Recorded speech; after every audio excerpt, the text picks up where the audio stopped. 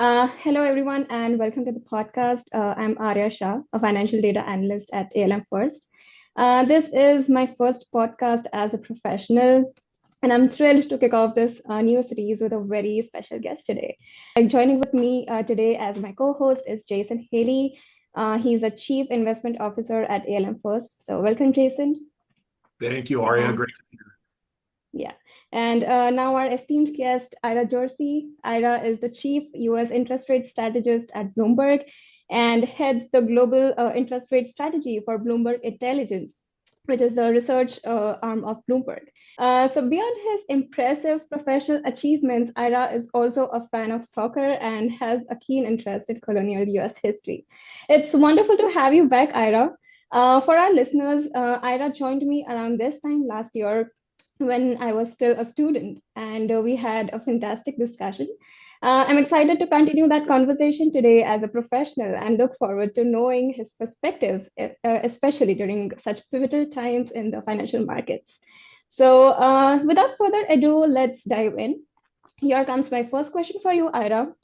OIS forwards are currently pricing in a terminal rate of about 3.5%, while the Fed's latest guidance suggests a lower rate of 2.75%. With the FOMC meeting scheduled for next week, this gap between the market expectations and Fed guidance is particularly timely. So, how might this disparity influence the Fed's decisions or communication at the upcoming FOMC meeting? And what are the potential effects on the term structure of interest rates and the market expectations? Sure. So first, let me say that the Fed, this Fed in particular, is not quite as attuned to the markets maybe as some other Feds had been, and part of that's just because of where a lot of the members and people who sit around the table, where they came from, right? So in the past, you've had times when you've had economists and others who had worked on the street. Now, obviously, Jay Powell himself worked on Wall Street for a long period of time, but he wasn't a trader, right? That's not really what he did. So he doesn't necessarily look at the gyrations of the markets 1v1. Now, there are people in the markets group at the Federal Reserve Board and at the New York Fed who will look at, hey, what is the market pricing? Look, the Fed thinks the long run terminal interest rate is between 2.5% and 2.75%, as you noted, based on that infamous dot plot that comes out that we won't get again until September with the summary of economic projections. But the market doesn't believe it, and I think in part because remember what the market's pricing. The market's pricing what you see when you look at those OIS forwards or you look at Fed Funds futures or SOFR futures, whatever instrument you're looking at, it's pricing the weighted average outcome that the market anticipates. So the way to think about it is that that's kind of the midpoint, I would argue, of kind of a trimodal distribution. So there's a group of people who believe that the Federal Reserve may cut interest rates, but it's going to be only 75 or 100 basis points. So they're at, say, the 4.5% area. Then you have other people, I would be in this camp, that thinks that yes, they might start slow, but ultimately the economy is going to slow down meaningfully, and the longer they wait to cut interest rates, the weaker the economy will get. So therefore, the Fed will have to cut below the natural rate of interest, right? The quoted, dreaded R star, however you want to call it, which I think is probably around 3.5%. So they'll have to cut beyond that and lower than that in order to have interest rate policy be easy. And then you have people who do think that they'll go to 3.5 because they think that R star is more like 4.5, right? So they think that they'll be there. So that's the kind of the trimodal distribution that I think from investors that I speak with where we are, and 3.5 just happens to be kind of the middle of that of those three different groups. So the Fed itself, they're not going to change their opinion because the market thinks something different from what they do, but they do have had a challenge communicating with the market recently because they have been data dependent, and because of how data dependent they've been, every single time we see a piece of data like this morning's GDP report or what we're going to get, but your listeners may not have that. We might have this data before your listeners get to hear this, but we get the June PCE deflator on Friday morning. And each of those data prints ends up being more and more important to the market and has actually created more volatility than when the Federal Reserve has given more clear forward guidance. Right. Jason, any follow-up questions on this? No, thanks, Ira. I mean, I think it's a great discussion. And just a little background for you. I mean, we manage about 75 billion in fixed income, but it's almost exclusively for depository institutions, some insurance money as well. And so we spend a lot of time trying to get those institutions away from such a rates focus as funded institutions, liability funded portfolios.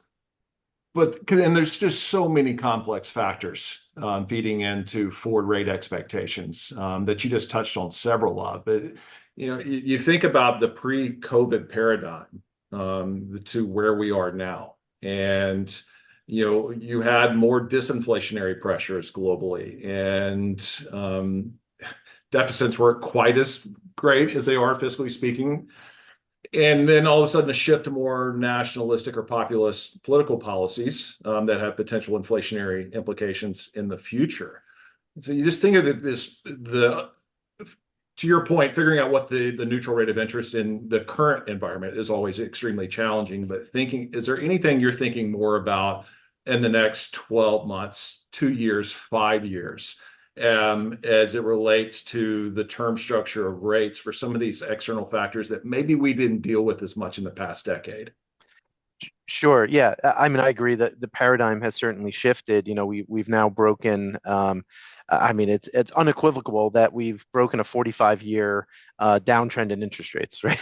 Right. Like that's just it's factual that we've broken that trend, and I think that it's taken a couple of years, and people have started to get out of their minds that look, we're not in the 2011 to 2018 kind of paradigm for interest rates where you have massive disinflation or risk of disinflation, very low interest rates, and where you have a very slow nominal growth world, so I think people have thought that, okay, after we reopened after COVID, that was kind of a shock that we kind of unwound, and then we go back to that paradigm of 2011 to 2018. And I think the farther we get from there, and the more we see these 4.5% to 5% nominal GDP world as we've had the last couple of years, people will kind of, I think, sort of figure out this is more like the 1990s than it is like the 2010s, right? And I think that's probably more where we are.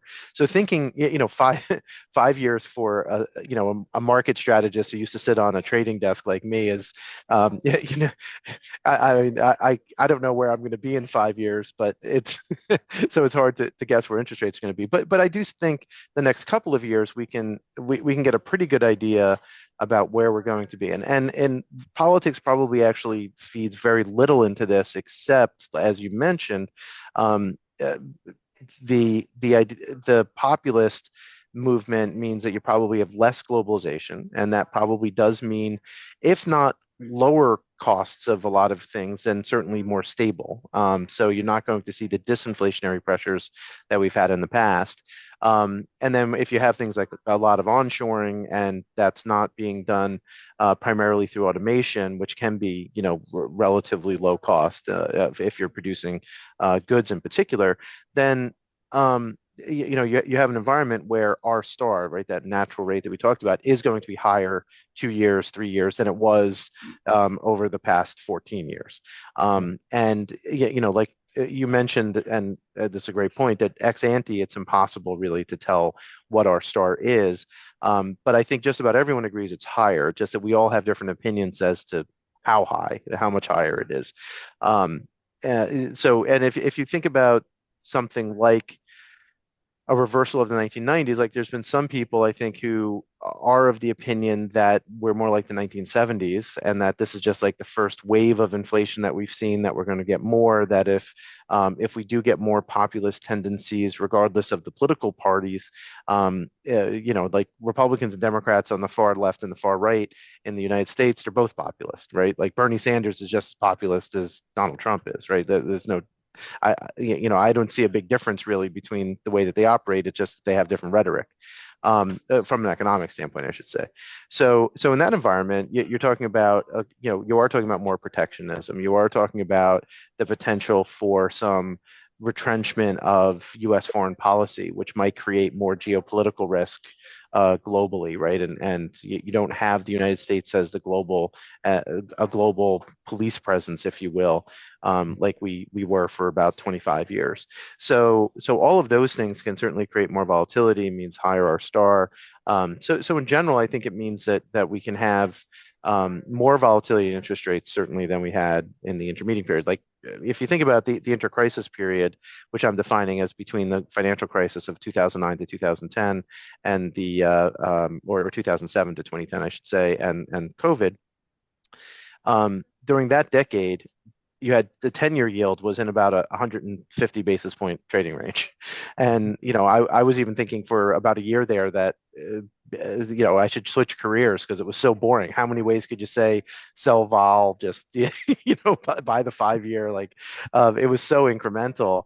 But today's world is far different than that. And I do think that we will see some steepening of the yield curve. So for an asset liability manager like yourself, Jason, I think that what's important there is, where you are on the curve, depending on what your liabilities are, is going to matter because, if 2-year yields suddenly are 150 basis points lower by this time next year, which is more or less our forecast, we have the end of actually 2025. We have 3%, so that's 250 basis points in a short period of time. But 10-year yields might not do very much at all, quite frankly, right? They'll probably rally a little bit, but the 10-year yield getting down to 4% or 4.75% is not saying that interest rates are low by any stretch of the imagination. Yeah, I think plenty of our clients would be very happy in that scenario, even if they give up at a lower cash return, just to get a little bit more normalized curve and lower cost of funds and maybe a little bit less pressure there. Arya, if you don't mind, something he just brought up is, I think, a perfect segue is into interest rate volatility, which has just been a major theme when you think of macro factor risk over the last 2 years in the fixed income market, but really impacting our client base as well. And as we think forward in the next 12 to 24 months, I think about it in two different ways. For one, credit unions is our largest client base, and credit unions are much like the old thrifts. They're very consumer focused, a lot of mortgage assets, and a lot of what we manage, a majority is mortgage related assets and hedged mortgages. And volatility has clearly had its say over the last year and a half or so, but also on their institutional balance sheets. When you think about net interest margins and volatility of their interest margins, a lot of it depends on how far away from neutral ALM profile that they get, how asset sensitive or liability sensitive. So the more your earnings are sensitive to changes in the direction of rates and vol, the more that we're trying to encourage to neutralize that somewhat, and you take advantage of hedging and interest rate derivatives. What do you think are some of the major catalysts for vol? I mean, we've all been looking for it to come down, which would be positive for mortgage assets, but in the next 12 months or so, there's a lot of other factors at play, I think, that could potentially keep it elevated. Or just one other kind of caveat to that is you had the central banks, and particularly the Fed for the entire post-crisis era, that were just sucking volatility out of the market and their asset purchase regimes. So their balance sheet decisions come at play as well into thinking about how that impacts vol in the next year or so. Yeah, that last is a great point because everyone, I think, thought, oh, why is when the Federal Reserve is buying all these bonds, do you not see interest rates go lower? And what the Federal Reserve did was not lower interest rates when it bought all those assets, but it destroyed volatility, right? So just because there was a lot of certainty in the market, number one. Number two, you had they kept on buying whatever the cheapest security was, whether it was a mortgage or a treasury. So you wound up with very, very tight on the run versus off the run spreads in the treasury market. You ended up with swap spreads turning negative in part because people needed to add duration and there wasn't enough duration out there. So all of those things, I think, combined to keep volatility, both realized and implied volatility that you see in the markets, very low. I suspect that for now, for the next year or so, we're not going to see significantly lower volatility. So if you think about 3-month, 10-year, 1 year, with mortgages, a lot of times people hedge. I don't know what you do, but a lot of people hedge with 2-year, 10-year type of instruments, or green SOFR options on the green pack and SOFR futures. I think all of those will stay elevated until the Federal Reserve really gets going and is maybe halfway done with its easing cycle. And like I mentioned, I do think that they'll ease interest rates pretty substantially, regardless of when they start. I think that they'll probably try to wait longer, and then they'll wind up easing further than what the market's currently pricing. And as that occurs, as we get mostly toward the end of that, volatility then will plummet and collapse, because once the Fed gets to the bottom, it'll probably stay there wherever it cuts to. So that would be decent. Now, and of course, in the mortgage space, and I don't specialize in mortgages at all. We have Erica Edelberg is our mortgage strategist. You should probably talk to her on one of your shows, because she's excellent and she covers mortgages. But certainly when you look at the mortgage stack, right, most mortgages in agency MBS or even private mortgages as well, they're such low coupons, right? So they're not going to be refiable for, you need hundreds of basis points of rally in 7-year or 10-year treasuries in order to get, all in yields low enough for anyone to think about refining. So the only people who are going to refi are going to be those who are making the current mortgages, and that'll take years, right? So you mentioned before, like, where are we in 5 years? It's going to take 4 or 5 years to get used to the environment where we are now into the overall market. So we will have a refi wave at some point in the future, right? But it's going to be tiny compared to some past refi waves. That just means that volatility can remain somewhat higher, because you don't have the hedging activity that you would have in other instances. So you even see it just in liquidity in the market, right? And we have switched from LIBOR to SOFR now, right? So you have a whole lot of moving parts that I think are just meaningfully different from a structural perspective today than what they were before. But the Federal Reserve will keep on running off its balance sheet as long as it can. I should talk a little bit about that, because we do have pretty solid views here at Bloomberg Intelligence on that. We take our analysis from a very bottom-up approach. I know people like Lori Logan, who's now at the Dallas Fed, was at New York Fed a long time.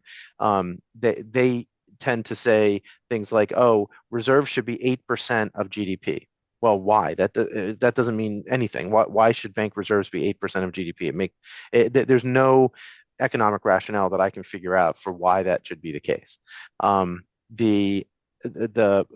sure they're coming at it from like an MV equals PY perspective, like some kind of money velocity kind of perspective. But the monetary base is not money, right? So reserves are not money. People think that, right? If reserves were money, then we would have had massive inflation in 2011 and 2012. We didn't, right? Because reserves aren't money, and that's what it comes down to, right? In the world that we live in today, banks, credit unions, and the like, you guys create money, right? Not the Federal Reserve. They just create potential money. So things like the Basel III capital requirements really are the key to how financial institutions operate, particularly the big financial institutions.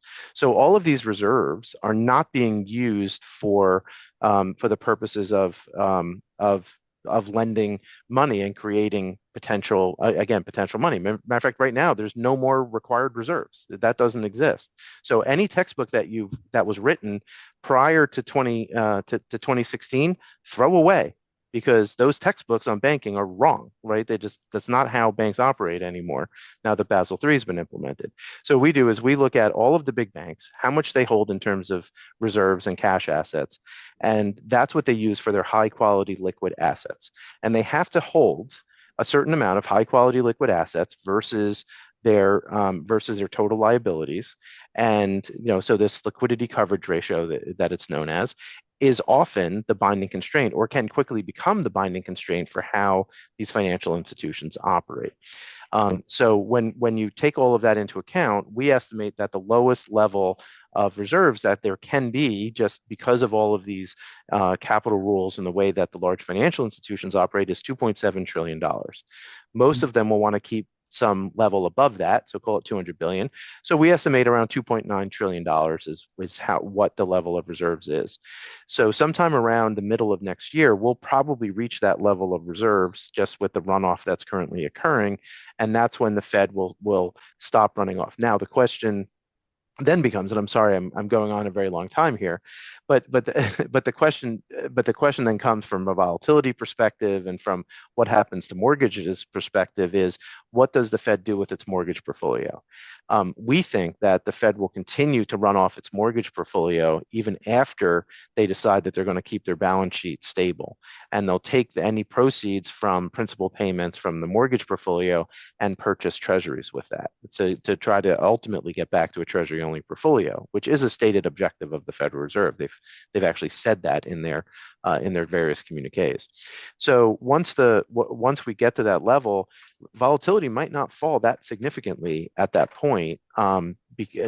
Whereas if they started to reinvest their mortgages, I would think that volatility and implied volatility in particular would probably come off pretty dramatically. So you could still see the current coupon mortgage spread still remain reasonably elevated for quite a while, which is that good or bad? I mean, it is what it is. I think for an investor standpoint, it's good because you're still not really taking a lot of credit risk, but at the same time, it's you can get that little extra bit of net interest margin by holding them, and yeah, that might even be beneficial, especially if your cost of capital goes down because the Fed's cutting interest rates, and even if it only cuts to 3.5% as the market thinks, that's still going to be another 150, 200 basis points worth of net interest margin if the back end doesn't rally quite as much.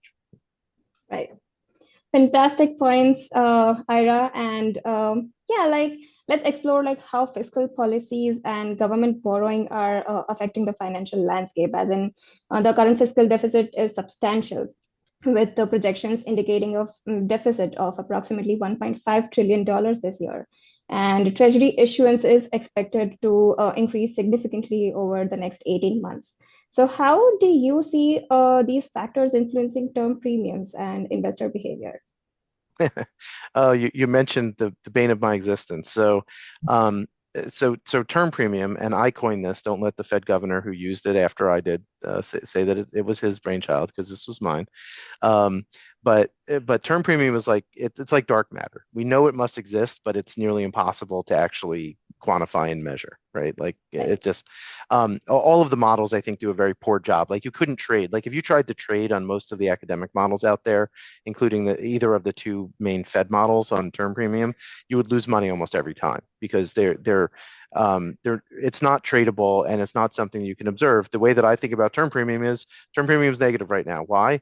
Well, because the curve's inverted, full stop, right? Like that's the whole reason why, right? And the curves and term premium is negative because everyone thinks that the Federal Reserve is going to cut interest rates, right? And that's so of course it's going to be negative because your borrowing cost at the front end is more than your borrowing cost at the long end. It's that simple. But to go to your fiscal question, so that's much more interesting. We have had so many questions about the deficit and about saying when does it become unsustainable? When do people stop buying treasuries? How much demand can there be for treasuries given how large deficits are? Our projection is $1.9 trillion deficits for the next 3 years, and then they'll probably go up some. So you are talking about a substantial amount of supply. But keep in mind, $1.9 trillion deficits this year, next year, and the year after actually means that the deficit to GDP is going down. And deficit to nominal GDP actually is negative. So you actually have debt to GDP right now as of 2024, assuming our forecast is correct, which it should be because we're 3/4 of the way through the fiscal year, is you actually will have debt to GDP be lower at the end of this fiscal year, than it was last fiscal year. So that's a good sign, right? Like, so we just can't have deficits going up more, right? And I think that's one of the misnomers, the misnomers here. There is a lot less fiscal flexibility. I think that's something that's underappreciated because a lot of the reason, or I say a lot, I mean, I can quantify it more, but one of the big reasons why deficits keep growing is not necessarily from fiscal stimulus of the past. It's part of it. But the big thing is that we have a lot of baby boomers that are retiring and taking on Social Security and Medicare. And then when you have inflation as high as it was, you have cost of living adjustments that then increase the amount that the government has to pay out to those retirees and others. who receive those benefits. So right now, around 45% of all government spending, 45% of all government spending is just on Social Security, Medicare, and other mandatory things. So the flexibility of what the government can do to reduce the amount of that spending is very, very low and politically impossible, which is the big problem, right? Like really, this was like the we've known that this was going to be a problem and the baby boomers retiring was going to be a problem for the last 40 years. But no one politically could ever do anything about it. And which has been really the big issue. But now it's come home to roost, right? So now we're at a situation where we are living in the middle of everyone retiring, and until the baby boomers kind of come off of the Social Security rolls in 15 or 20 years, we're going to have we're not going to be able to have flexibility in the fiscal spending that all these politicians come out there and say, I want to do this with the taxpayers' money. I want to do that with the taxpayers' money. Well, they can't, because it's all basically in interest payments and the Social Security and Medicare payments right now. So there isn't a lot that they can do. From the demand side, we always hear like, how much demand can there be? Well, so far, demand has not been an issue. If demand was a problem, if the supply was too high compared to the amount of demand and potential demand, then you'd see government auctions be done just go very poorly. You wouldn't see people show up. There wouldn't be buyers in the primary market. Um, Auctions the last couple of months have been great. I mean, they've been really good. They've been solid. They've had good demand. They've come in lower interest rates many times than we were expecting. The times when auctions have gone bad is, quite frankly, when the market thought that the Fed was going to raise interest rates and the market was selling off. So basically, the demand for treasuries has been very kind of cyclical with expectations for what the Fed's going to do. That being said, you do see things like swap spreads being negative, I think, is partially a sign that deficits are very high, and that people are that there's only so much balance sheet to go around. So the funding of treasuries, so the way that a lot of levered investors buy treasuries is by you buy a treasury and then you lend it out to someone else in what's called a repurchase agreement. But the size of the repurchase agreement market has not grown substantially compared to the size of the overall market. Plus, you have these regulations, the Basel regulations we talked about, some Dodd-Frank regulations and the like, that have also reduced the amount of leverage that hedge funds and other levered investors are allowed to take. So all of those things have contributed to derivatives, being quote unquote rich. So they're trading at a lower yield or lower rate than treasuries are yielding. And I think that that's systemic. I think that's something that will last a very long time. Plus, you have insurance companies, right? Life insurance companies in particular, who they don't have enough corporate bonds that they can buy. So what happens is that in the 30-year space, because they have very long liabilities, so they would love to be able to buy a triple B corporate at 5% yield and for 30 years, but they can't, because there's not enough bonds out there that their credit analysts will allow them to buy. So they have to go out and buy 10-year corporate bonds, and that leaves insurance companies with a duration gap. And to make up that duration gap, they basically have two choices. They can receive interest rate swaps, long-term interest rate swaps, or they could buy 30-year bonds. Buying 30-year bonds is harder, because then you have to finance them, or you have to use your capital to buy those 30-year treasuries. So instead, you receive in 30-year swaps, and a lot of the big insurance companies, that's how that's what they do. And that's another, again, systemic reason why long end swap spreads in particular are likely to remain very negative and very inverted to treasuries for a very long time. They're just operationally easy to use. There's no P&L day one, and you don't have to put up any capital in order to execute. Well, very little capital, right? You have your margin that you have to pay, your initial margin, and then your variation margin every day. But other than that little tiny bit of margin, it's operational, very convenient to use swaps versus just buying cash instruments. Sure. Thank you, Ira. Jason, any follow-up questions or comments on the final topic? Yeah, I know we're probably pressing up on time, but you made a couple of points. I just let's say follow up questions, but comment. And you and I've been doing this a few years, and this is the one topic that I think always gets overdone, and the fuse is always longer than anyone is thinking at the time. And you go back, it's the bond vigilantes. 20 times are coming back. And these mythical forces that didn't exist. And because, for one, I'd argue in the post-crisis era, you didn't before have a Federal Reserve sitting behind with a war chest to take it to stabilize markets. But even going back to what was it 2010 with the S&P downgrade and the debt ceiling fiasco, it was at that time. And you're right, everything's on the mandatory side, the non-discretionary spending. Is really healthcare is the big one with boomers retiring.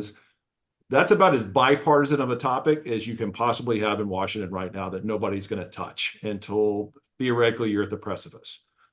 And so all this idea is like the deficit, the deficit, the deficit. But it's my only interjection that to me seems a little bit different this time is there was always more deficit hawks, fiscal hawks. They were always saying, well, we're spending money too much. The market's not going to accept it. You don't understand market dynamics real well or market depth.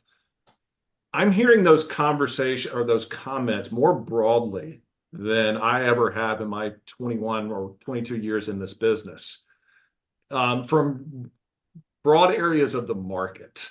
And I mean, I heard, Stephen Stanley, economist for Santander, he thinks it's a 2025 issue, regardless of who's in office. But, I don't know how much domestic investors in treasuries really think about it as much in their practical purchase decisions.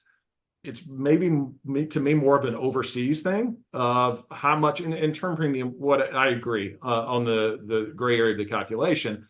It really just comes down to do those investors walk away? And it's not like there's another market available with the depth of U.S. Treasuries. I mean, it's a crude phrase, but I've heard it described sometimes the best looking horse at the glue factory. And so we're looking at, I listen to some very serious people who think that this is going to be a problem next year, particularly out the curve. But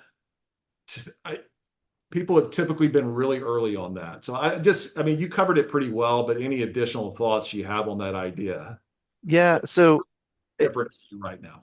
yeah, so it will come home to roost at some point. So I think that there's a couple of things that we have to think about when people talk about treasuries and kind of the credit risk and will buyers walk away? And I agree, right? We're the deepest, most liquid market in the world when we talk about the treasury market. I think, number one, people who are worried about the default of the U.S. government. The default by the U.S. government is a choice.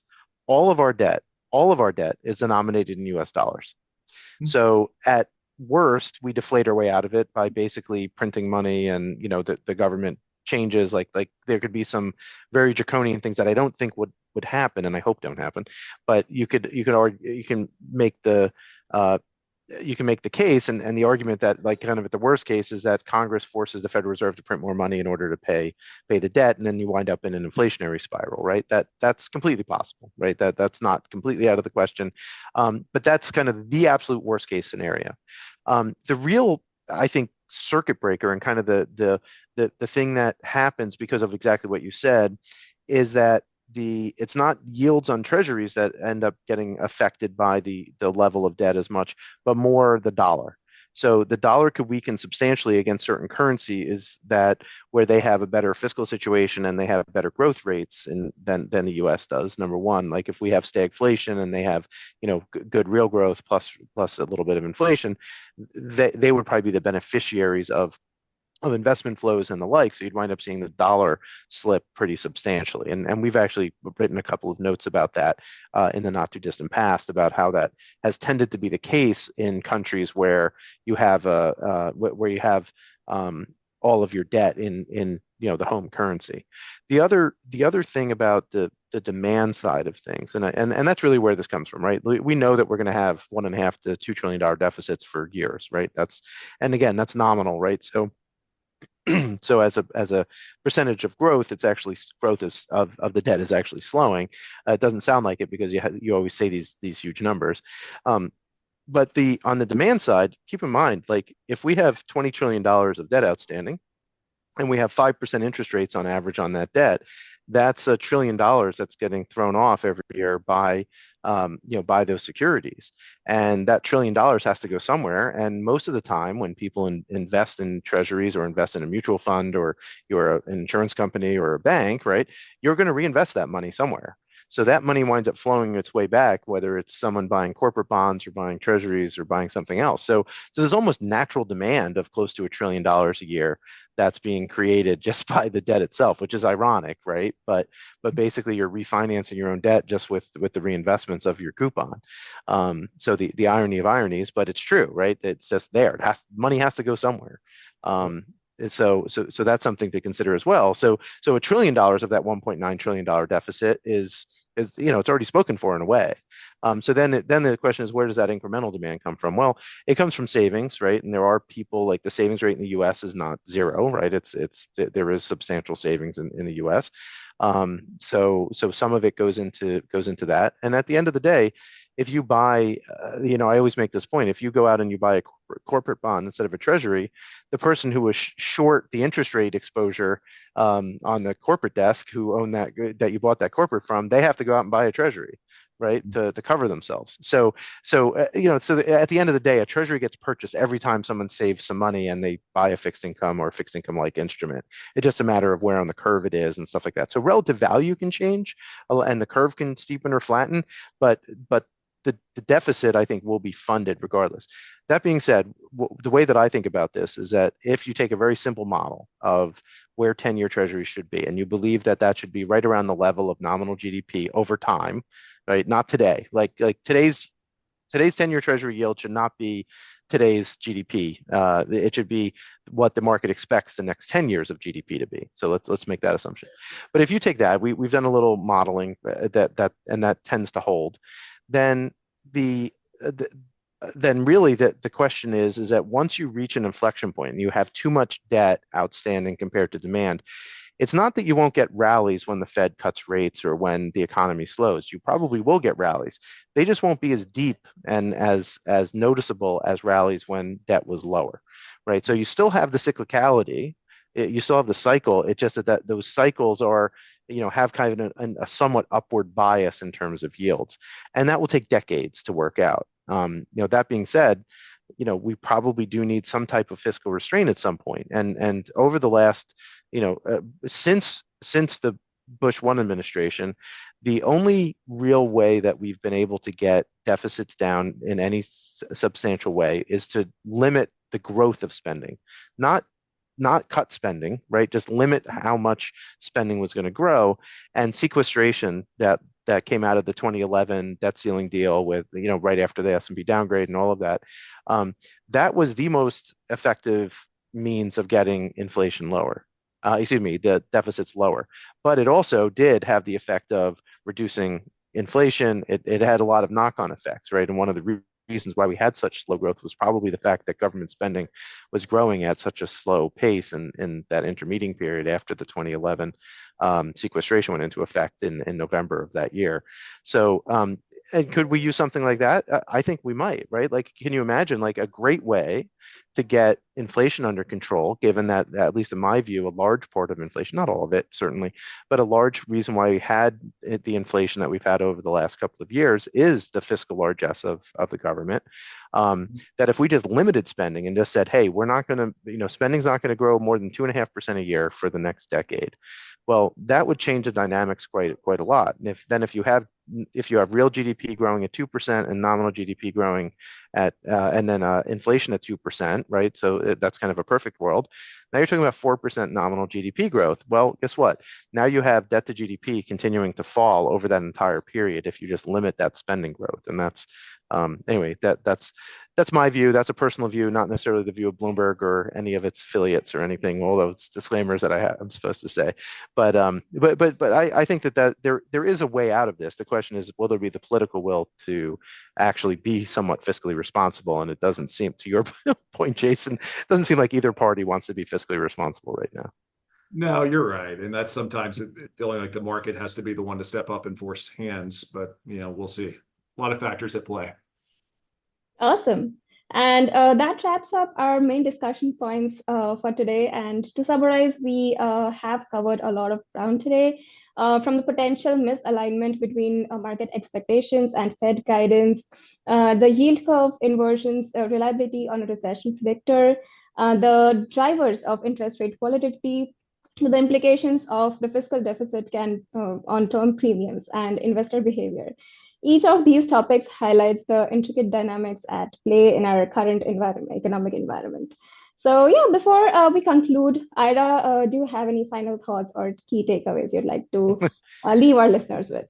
I can't think of any. I mean, we covered a lot of ground here, and I appreciate being on again. And I hope we can talk again soon. I suspect that one way or the other we'll probably have somewhat lower interest rates, but maybe not. Maybe maybe we will have mod vigilantes that come out, and we'll wind up going back to a 5% 30-year yield. But that's not our call. But thank you. Yeah, thanks for having me on. Thank you, Ira. Thank you, Ira, for sharing your expertise and valuable insights today. And thank you, Jason, for co-hosting this insightful discussion. And I'd also like to extend a special thank you to ALM First for their support in making this podcast possible for me. And yeah, until next time, take care and stay informed.